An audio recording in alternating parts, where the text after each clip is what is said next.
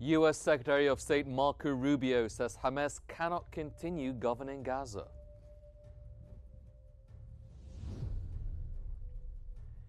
Israel's defense minister Katz faces politicization accusations over military appointments.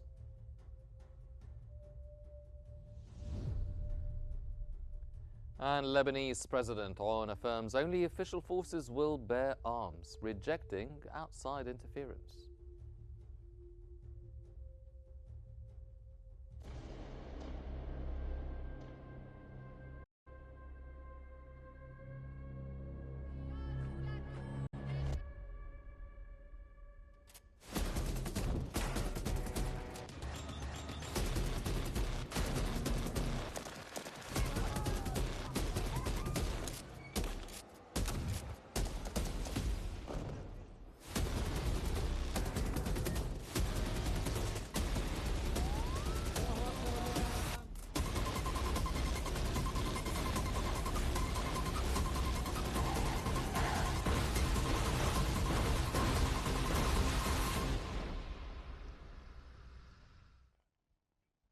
You're watching Q News at 8 with me, Henny Saif, and in the news today, Egypt's foreign minister has reaffirmed Cairo's rejection of expanding military operations in Gaza and of any attempts to displace Palestinians. Foreign Minister Badr Abdulati told the foreign media in Cairo that Egypt insists on protecting Palestinian lives and ensuring aid flows into Gaza. He stressed that Rafah crossing remains open to the Egyptian side and said Israel, as the occupying power, must allow aid through the Palestinian side it now controls. Abdulati reiterated Egypt's firm opposition to any moves aimed at undermining the Palestinian cause.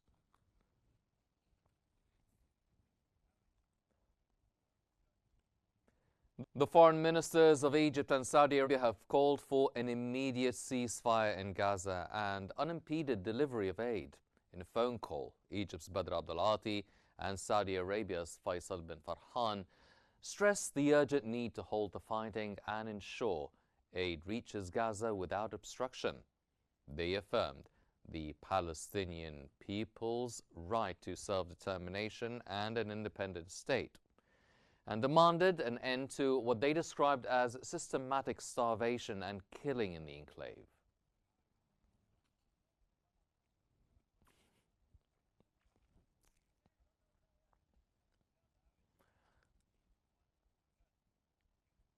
U.S. Secretary of State Marco Rubio says Hamas cannot be allowed to continue governing Gaza. Rubio said the war will end once Hamas no longer poses a military threat. He claimed recent European recognitions of a Palestinian state were driven by internal political pressures. His remarks come as Washington maintains its backing for Israel's military campaign while opposing Hamas's role in Gaza's future governance.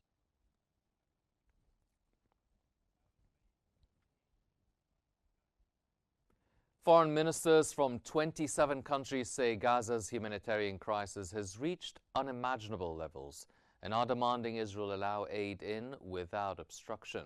In a joint statement co-signed by senior EU officials, the ministers warned of famine and called for all crossings into Gaza to be open for food, medicine, fuel and shelter supplies.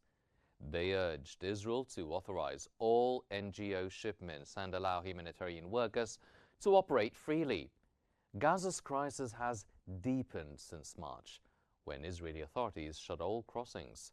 The Palestinian Foreign Ministry welcomed the appeal and urged the international community to enforce it.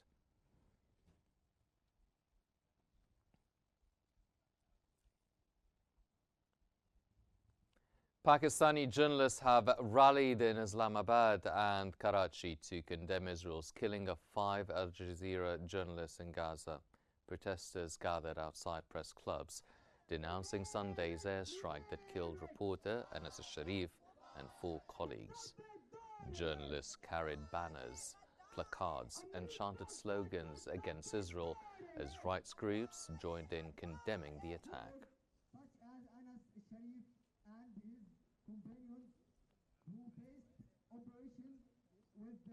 Former Israeli Air Force pilots and reservists have rallied in Tel Aviv, calling for an end to the war and the return of detainees from Gaza. Dozens gathered outside the military headquarters, waving Israeli and yellow detainees' flags. The protesters urged Chief of Staff Eyal Zamir to hold the fighting and backed his opposition to expanding operations in Gaza. The rally comes amid growing domestic pressure over the war's toll and stalled detainees' negotiations.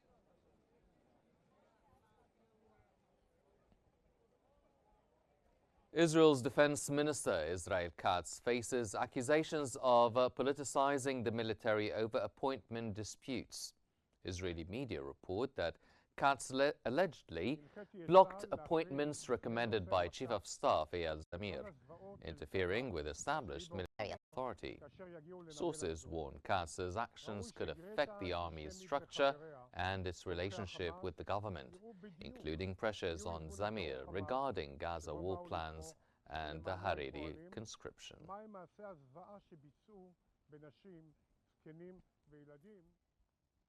Israel's Chief of Staff has approved main framework for Gaza offensive and urges reserve mobilization.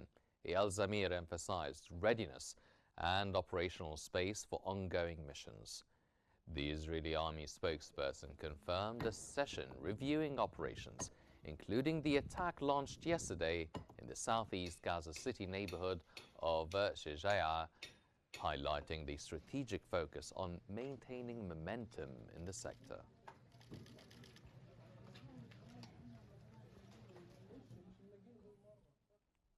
New Zealand's Prime Minister Christopher Luxon says Israeli leader Benjamin Netanyahu has lost the plot as the country considers recognizing a Palestinian state. Luxon condemned what he called the appalling lack of aid, mass displacement and Gaza's annexation, saying Netanyahu had gone too far. New Zealand is weighing Palestinian state recognition following similar moves by Australia, Canada, the UK and France, ahead of a UN conference in September. Protests have been held outside the parliament, while Greens MP Chloe Swarbricks was suspended for a second day after refusing to apologize for remarks urging sanctions on Israel.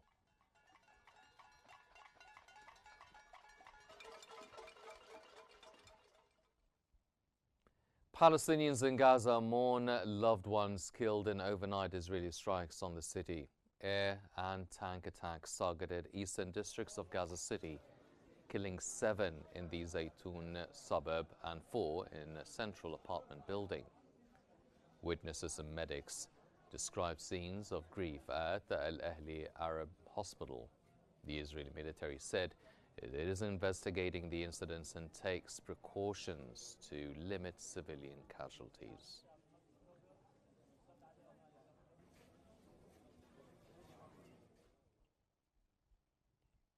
Displaced Palestinians sheltering in tents near the breach in Gaza City are grappling with intense summer heat, compounded by dire living conditions and a lack of basic necessities. With temperatures soaring, children are diving into the sea to cool off, while others resort to using seawater for washing. Residents say the war has devastated essential infrastructure. Electricity is scarce, clean water is limited, and most sanitation systems have been destroyed. Water pumps, which rely on fuel-powered generators, often sit idle due to fuel shortages.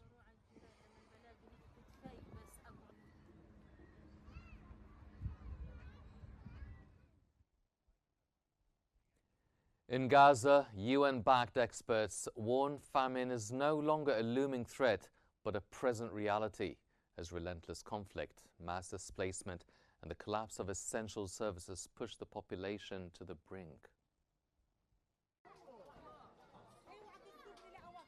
In Gaza, United Nations-backed food security experts warn that the worst-case scenario of famine is unfolding, as relentless conflict, mass displacement, and the near-total collapse of essential services push the population to the brink.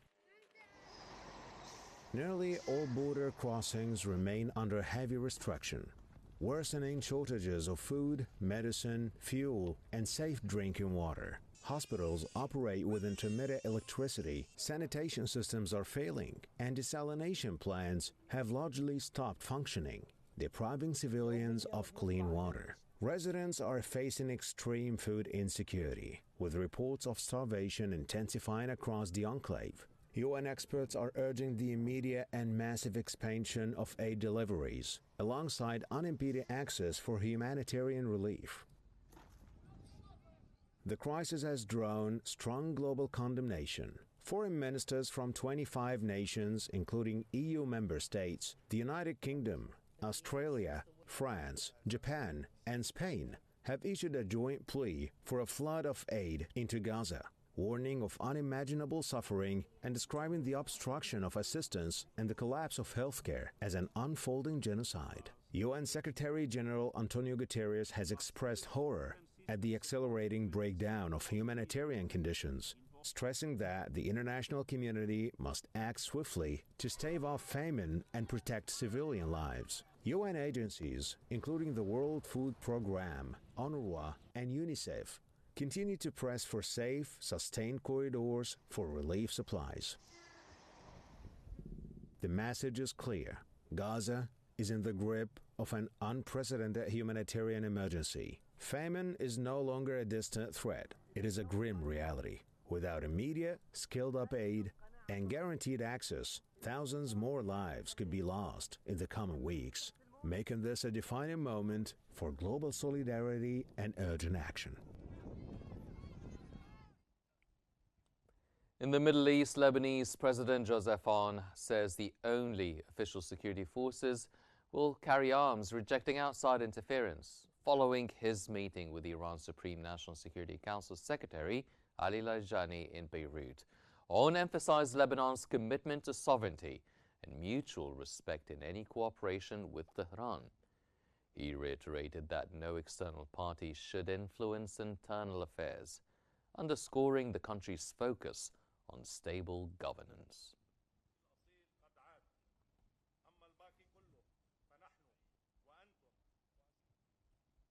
Iran has signaled continued support for Lebanon's stability and national interests. Ali Larijani met with the Lebanese Parliament Speaker Nabih Berri, affirming Iran's commitment to Lebanon's welfare.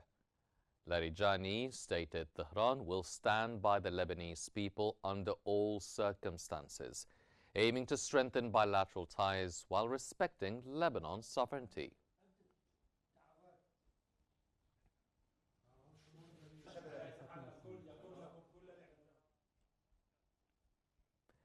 Turkey calls on the US-backed Syrian YPG to respect its integration deal with Damascus amid the ongoing tensions in northeast Syria. Turkish Foreign Minister Hakan Fidan said the YPG should follow through on the March agreement to integrate into Syria's state structures. Ankara views the group as linked to the PKK and sees recent YPG activity in Hasaka as violation to the deal. Damascus has echoed Turkey's concerns, stressing the YPG must comply with the integration terms. Turkey also urged the militia to benefit from positive developments after the PKK's decision to disband.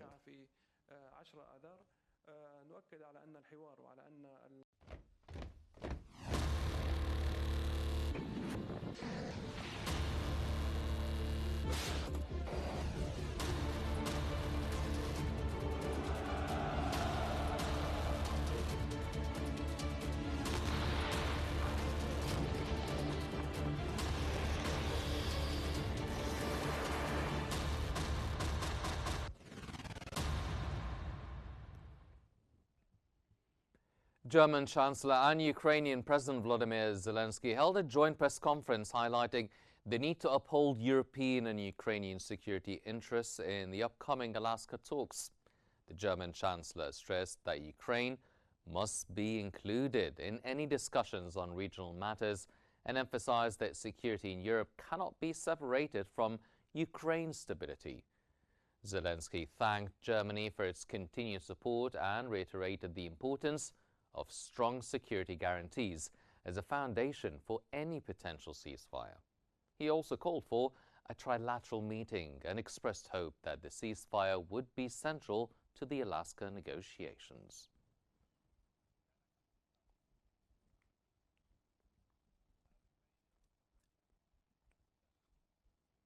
U.S. President Donald Trump will meet Russian President Vladimir Putin one-on-one in Alaska on Friday amid Ukraine's objections to excluded decisions. White House Press Secretary Caroline Leavitt confirmed the Anchorage meeting. U.S. Secretary of State Marco Rubio also held phone talks with the Russian Foreign Minister Sergei Lavrov on the preparations. Ukrainian President Volodymyr Zelensky said dialogue is important, but any decisions affecting Ukraine without its participation are unacceptable. Zelensky added that future high-level talks with all relevant parties are planned, though dates are not yet set.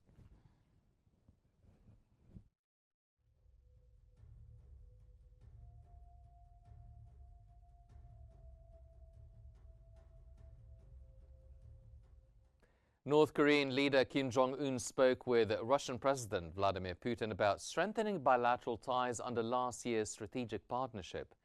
North Korea's state TV reported the call on Tuesday, praised Pyongyang's role in supporting Russian operations in the Kursk region, highlighting the bravery and heroism of Korean troops. The discussion did not mention Putin's upcoming Alaska summit with U.S. President Donald Trump. South Korean intelligence says over 10,000 North Korean troops have been sent to western Russia, with further deployments possible.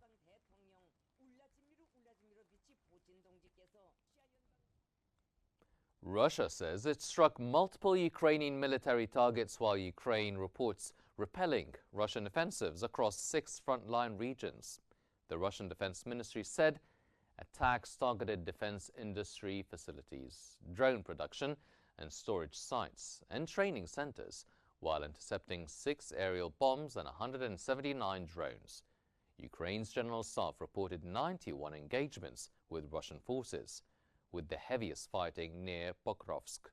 Meanwhile, Ukraine's Energy Ministry reported thick smoke at the cargo port of Zaporizhzhia nuclear plant outside the protected zone, highlighting ongoing risks under Russian control.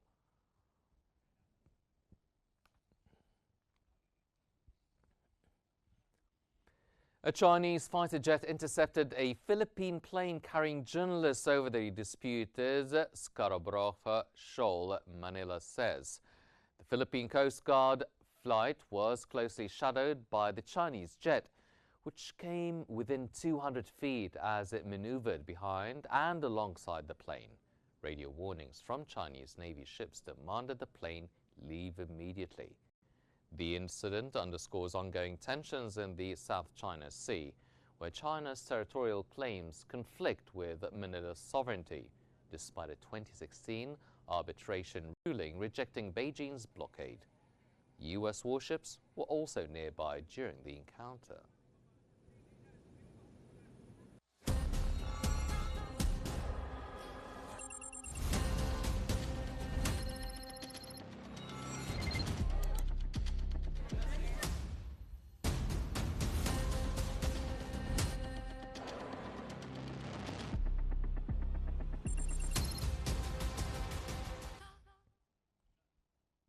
In the economic news, South Africa outlines a 5-point plan to respond to a new 30% U.S. tariff on selected imports.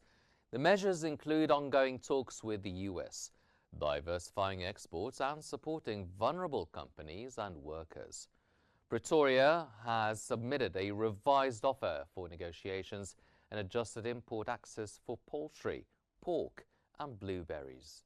South Africa will also accelerate AfTA development, deploy trade specialists, strengthen export standards, and launch programs to boost competitiveness and protect employment.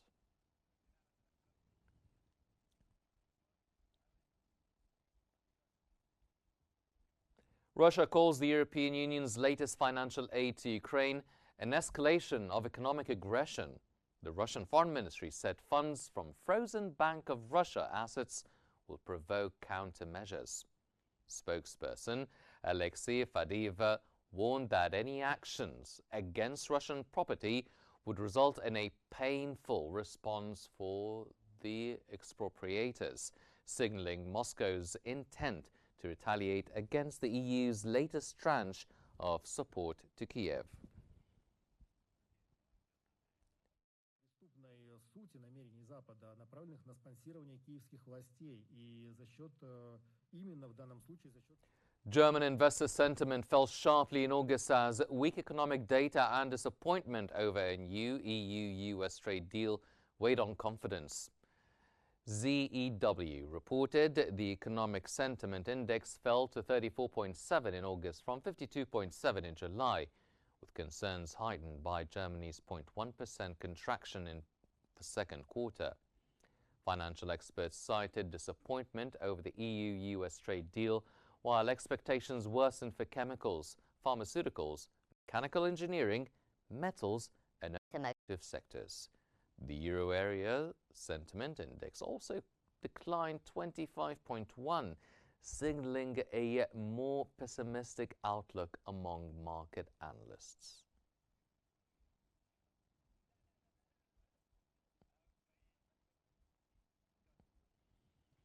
The United States Department of Agriculture has reported that sugar production was projected to reach an all-time high at 9.42 million short tons in the 2025-2026 season, starting in October due to higher output for beet and cane sugar.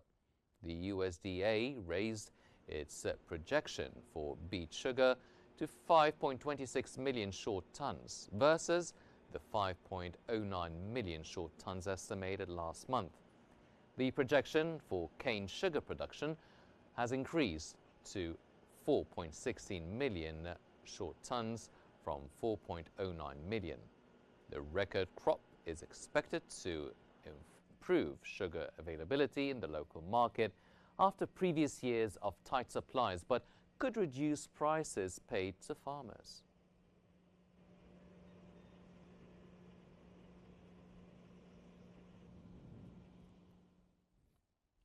U.S. President Donald Trump has reiterated his call for the Federal Reserve to lower benchmark rates and cited a major lawsuit against Fed Chair Jerome Powell over renovations of the central bank's buildings.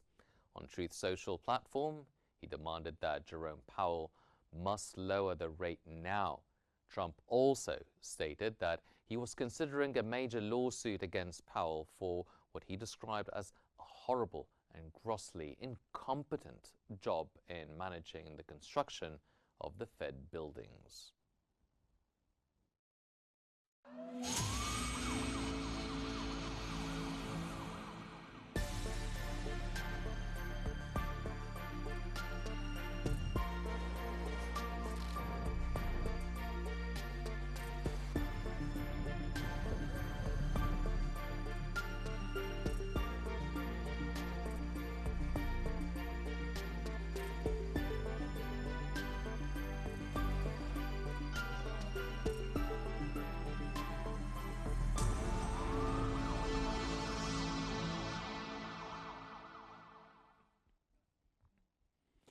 Firefighters continue battling a wildfire near Halifax as smoke plumes rise over the city. The fire near Business Park in Bayers Lake has burned an estimated 25 to 30 hectares. Aircraft and helicopters dropped water and retardant while ground crews worked to contain the blaze. Authorities say progress has been made, but the fire remains out of control and crews will reassess and resume operations on Wednesday morning.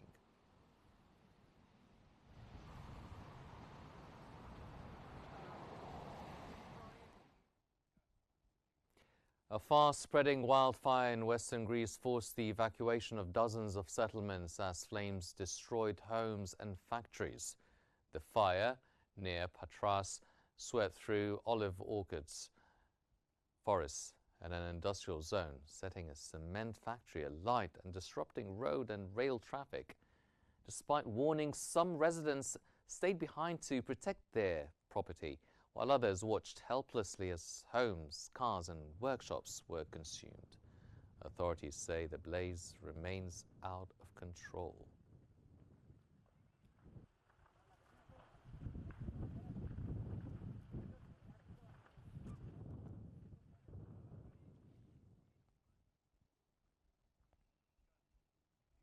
Stargazers in Croatia and Bosnia marveled at the annual Perseid meteor shower lighting up the night sky. Observers at an observatory in Split captured the cosmic display in time-lapse footage, while visitors expressed awe at the streaking meteors. The shower was also visible from Biljanička mountain in Bosnia, where meteors passed over a Bosnian war monument, offering a stunning celestial spectacle for astronomy enthusiasts in the region.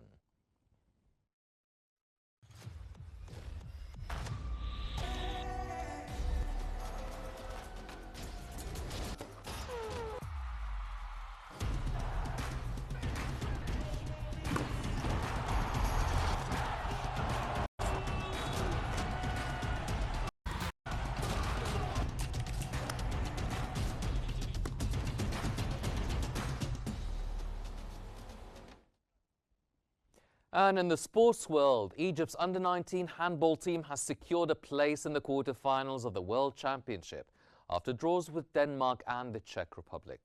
The Egyptian under-19's handball team drew 29-all with Denmark in their second main round match at the under-19 World Championship, hosted in Egypt under the patronage of President Abdel Fattah el-Sisi.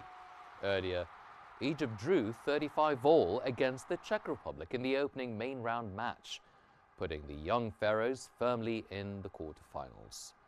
Egypt reached the main round as Group 7 leaders after victories over South Korea, Bahrain and Japan in the main round of Group 4. Egypt faces Japan, Denmark and the Czech Republic.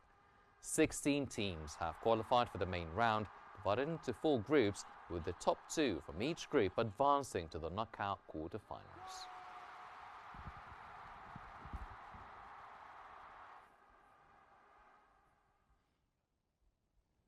Mohamed Salah will join Egypt's national team camp in September ahead of World Cup 2026 qualifiers against Ethiopia and Burkina Faso.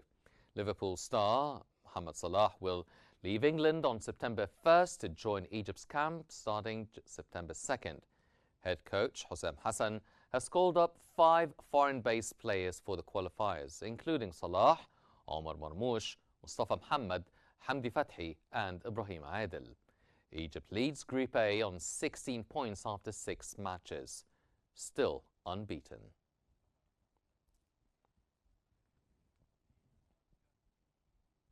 Paris Saint-Germain coach Luis Enrique called dropping Donnarumma for the UEFA Super Cup final a difficult decision, but necessary for a different goalkeeping profile. Enrique praised Donnarumma as one of the best goalkeepers and an exemplary person. He noted PSG had only 6 days to prepare and did not practice penalties, while opponents Tottenham had a month's advantage.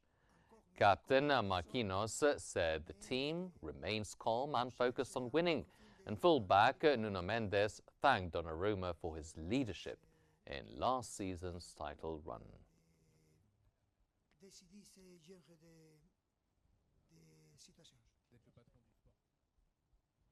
Japan's Satomi Watanabe and France's Victor Coin claimed gold in the women's and men's squash at the World Games.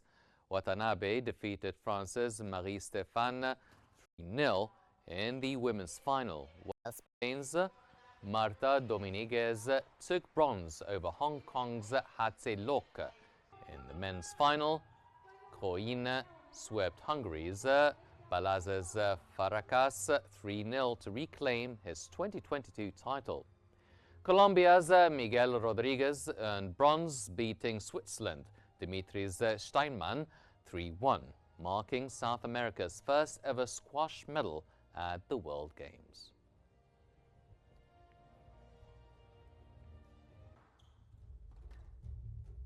These are all the news we have for now, but here's a reminder of today's main stories.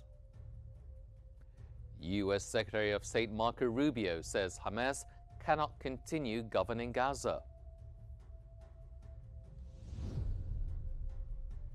Israel's defense minister Katz faces politicization accusations over military appointments.